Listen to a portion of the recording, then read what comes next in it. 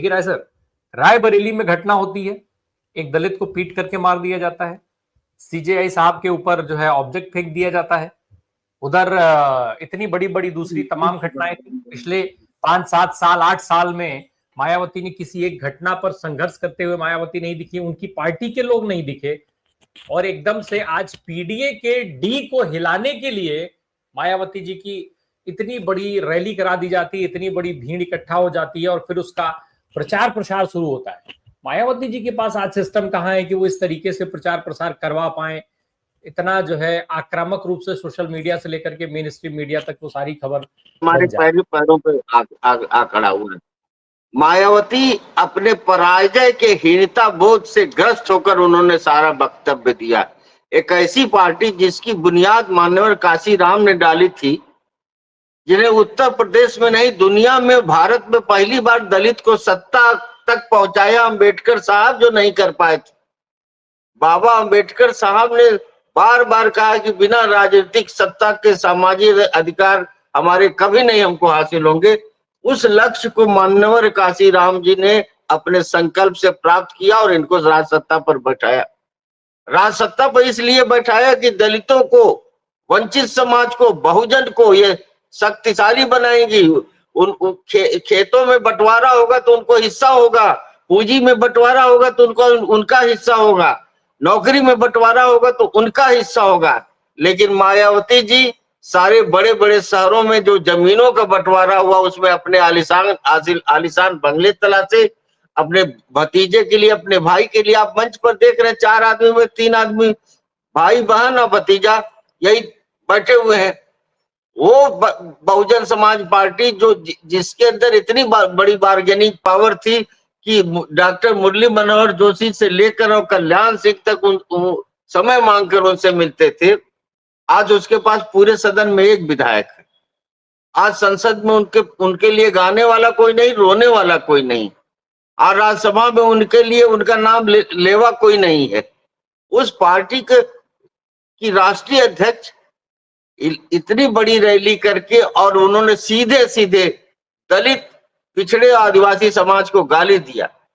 PDA के अध्यक्ष अखिलेश यादव जी, भावी मुख्यमंत्री भी आप उनको कह सकते हैं, अगर मुझे कोई गलत न विश्लेषण करे मेरा।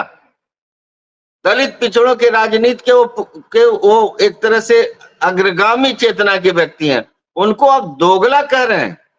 अब राजनीति की ये भाषा हो गई कि श्री माननीय अखिलेश यादव को बहन मायावती दोगला कह के संबोधित करे, और दोगला कहने से अखिलेश यादव का स्तर गिर सकता है। अरे मायावती जी, आपको शर्म आनी चाहिए कि अभी एक हफ्ता नहीं बीता, एक भी हफ्ता नहीं बीता कि जब इलाहाबाद में अभी कुछ महीने पहले एक मजदूर खेत काटने से मना किया, बोझा ढोने से मना किया, देवी शंकर, उसको सवर्ण सामंतों ने मार डाला उसके गांव में। इलाहाबाद में 26 मई को नवाबगंज थाने में हीरालाल मजदूर को पुलिस के कस्टडी में, पुलिस थाने में हवालात में पीट पीट के मार डाला। उसका कोई नहीं उसकी तरफ से। अभी हरिओम वाल्मीकि का किस दिन घटना हुई? हरिओम वाल्मीकि को कैसे मारा, जो वो राहुल गांधी का नाम ले रहा था और मारने वाले कह रहे थे हम बाबा के आदमी हैं। उस बाबा की तारीफ मंच से कर रही मायावती जी। उस बाबा के किए हुए तमाम अच्छे कामों की प्रशंसा के पुल बांध रही हैं। क्या मायावती जी ये संदेश दलित समाज और वंचित समाज को देना चाह रही हैं कि मेरा तो मेला लूट चुका है, मेरे पास तो एक विधायक जो उमाशंकर सिंह हैं वो अपनी बदौलत विधायक हुए हैं, वो बहुत बड़े परोपकारी समाज सेवी हैं, अपने कमाए हुए धन से अपने क्षेत्र का विकास करते हैं, गरीबों को पढ़ाते लिखाते हैं और तमाम धर्मावलंबियों को तीर्थ यात्रा कराते हैं। हमारे बगल के हैं उमाशंकर सिंह अपने बल पे। इसलिए दलित समाज को यह संदेश देना चाह रही हैं कि अगर मेरी यही हाल है तो तुम भाजपा के खेमे में जा सकते हो। तुम भाजपा का वोटर बनकर वो एक ऐसी सत्ता को दोबारा लाने के लिए कोशिश करो जो सत्ता हीरालाल को थाने में मार सकते, जो सत्ता देवी शंकर को खेत में फसल काटने से मना करने पर खेत के अंदर मार सकते, और जो सत्ता ऐसी सत्ता आवे जो रायबरेली और सुल्तानपुर के उस पर जो अभी मारा गया 26 तारीख को प्रजापति, क्या नाम था, हरिओम को, तुम ऐसी सत्ता के लिए दावत दे रहे हो और कांग्रेस को गाली दे रही हो, समाजवादी पार्टी को गाली दे रही हो, जो अकेली महागठबंधन की पार्टी है उत्तर प्रदेश में, जो सांप्रदायिकता के खिलाफ और संघ के खिलाफ और आरएसएस के विचारधारा के खिलाफ, भाजपा के उन्मादी राजनीति के खिलाफ, बुलडोजर राज के खिलाफ पिछले 48 घंटे में आप विश्वास नहीं करिएगा 24 इनकाउंटर हुए हैं। 24 इनकाउंटर हुए, मीडिया की रिपोर्ट है जिसमें ऑपरेशन लंगड़ा और ऑपरेशन खल्लास। लंगड़ा माने सारा जीवन अपाहिज होकर रहना, खल्लास का मतलब अर्थी बन के श्मशान तक जाना है। ये बाबा की कल्याणकारी राज है। और खल्लास कौन होते हैं? वही दलित समुदाय, वही पिछड़ा समुदाय, वही अल्पसंख्यक समुदाय, जिसको संबोधित करके मायावती जी आदर्श के रूप में प्रस्तुत कर रही हैं हमारे उत्तर प्रदेश के यशस्वी मुख्यमंत्री योगी जी को। ये दुर्भाग्य, सोचिए, ये दुर्भाग्य एनसीआरबी का डेटा है। मायावती जी ने आंख पर पट्टी क्यों बांधा? हिंदुस्तान में जितने भी दलित एट्रॉसिटी के केसेज हैं जिसमें एफआईआर हुआ है, मेरा तो अपना अध्ययन है कि 60% केसेस दलित के थाने तक तो जाते हैं और 40% थाने भी नहीं जाते। 60% में 40% को थाने से वापस कर दिया जाता है या गलत धाराओं में SC ST नहीं लगाते हैं।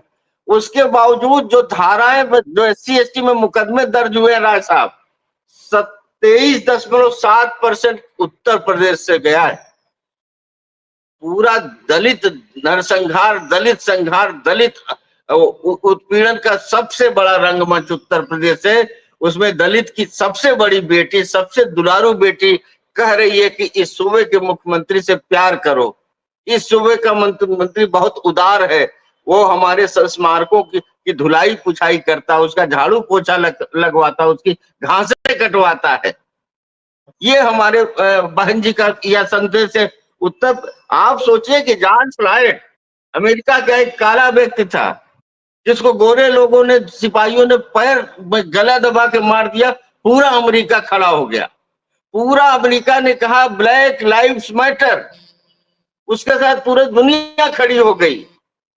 मैं पूछना चाहता हूं आपसे, मैं आपके सामने ये प्रश्न उठाना चाहता हूं कि अगर जॉर्ज फ्लॉयड के लिए पूरा अमेरिका खड़ा हो गया, तो हमारे हीरालाल के लिए, हमारे देवी शंकर के लिए, हमारे हरिओम वाल्मीकि के लिए बहन जी तक क्यों नहीं खड़ी हो पा रही हैं?